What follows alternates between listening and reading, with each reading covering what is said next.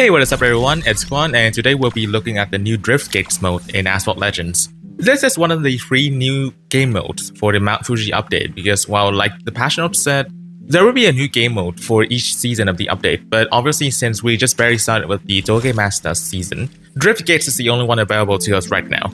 We'll be looking at how the Drift Gate mode works, like from the gates to the tire wear, to how the scoring mechanic works, and how you can get like more score, and finally there will be a demonstration run in the first stage of the JDM Turbofest Spotlight. Without further ado, let's get into how the Drift Gate mode works, starting with the gates themselves. If you've played Asphalt 8 before, it wouldn't take you too much time to understand this mode in Asphalt Legends. Fundamentally, it still works the same as in Asphalt 8 where you would drift through those gates, but in Asphalt Legends or Asphalt 9, it's a little bit different from the Drift Gate mode in Asphalt 8. While in Asphalt 8 you were limited by time, in Asphalt Legends however, you are limited by distance. By that I mean you can only go for 1 lap, instead of being able to play for a set limited time amount in the previous game. And also the gate size themselves are much smaller, and the hitbox is a little bit iffy as well, as you can see on the gameplay right here. So you definitely have to be more aware of your accuracy compared to Asphalt 8. The thing that makes this mode quite different from Asphalt 8's gate drift though, is the tire wear mechanic. That's right, we got tire management in Asphalt before GTA 6, but how exactly does tire wear work in Asphalt Legends? In the race, there's this gauge on the right side of your screen below the speedometer. That's the tire health gauge, and the lower this gauge, the worse your car's handling becomes.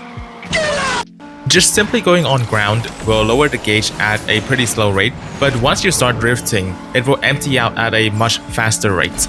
And if you're in the air, the tire gauge will stay the same because obviously tire degradation doesn't happen when your tires are like not touching the ground. And if you have no tire health left, the race will automatically end and you will get 0 score for that race. So it is really important for you to still have some tire health left before going through the finish line.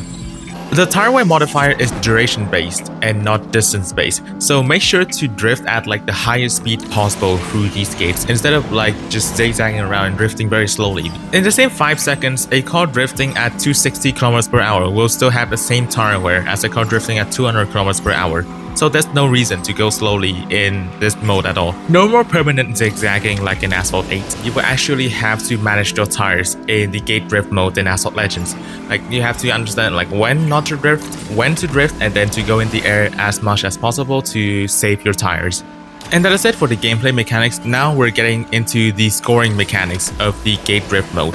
The most important and the most obvious score is the score that you get when you go through a drift gate. Unlike in Asphalt 8 where it's based on the gate combo, in Asphalt Legends it is based on the amount of meters you drifted right as you enter the gate.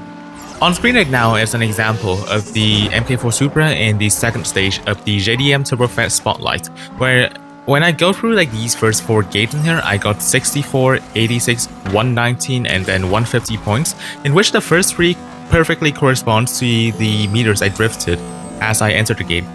And the last one is capped at 150. Even though I drifted for 159 meters, the score is capped at 150. And so for you to get the most amount of points going through these gates, you would have to drift early enough just so that when you get through the gate, you were already drifting for 150 meters. You will also get an extra 20 points for each gate that you drifted through. And there is also extra points for how much tire health you have left at the end of the race. Though the scaling for that is pretty low, so I wouldn't say that you should focus on the tire health. Instead, focus on getting the most amount of points from drifting through the gates. But how are you supposed to maximize your points while trying to keep your tires up until the end of the race? Here are a few tips that might prove to be useful to you. Firstly, study the track layout. You're not going to sight read the track or like the gate combos and expect to get a high score instantly. Instead, play it a few times. Think of like certain gate combos that you can go through and then just experiment yourself to find like the best places to drift or how high you should take this ramp and so on. Once you've studied the track and know what gate combos to drift on, the second tip is that you stop drifting immediately and get back up to speed. Like I said before, because the tire wear is a duration modifier, you will want to spend the least amount of time on the track. So once you're done with that gate combo, just stop drifting immediately and use Nitro to get back up to speed. And the final tip I have to you is ignore all the advanced tricks that you would normally use to go fast. For example, brake nitro and punch drift. Not only do those two techniques also make your car drift, meaning that you have more tire wear, they also reset your drifting distance counter. So when you do like a brake natural or like a punch drift right before like a gate, you will get like no points at all. But that's enough yapping for now. It would be better for you to see how I would apply these tips in my own gate drift race. So I will be having a demonstration on the first stage of the JDM Turbofest Spotlight featuring the Mazda RX-7 on the new Mount Fuji track. So yeah, enjoy this race and I will get my thoughts on this game mode afterwards.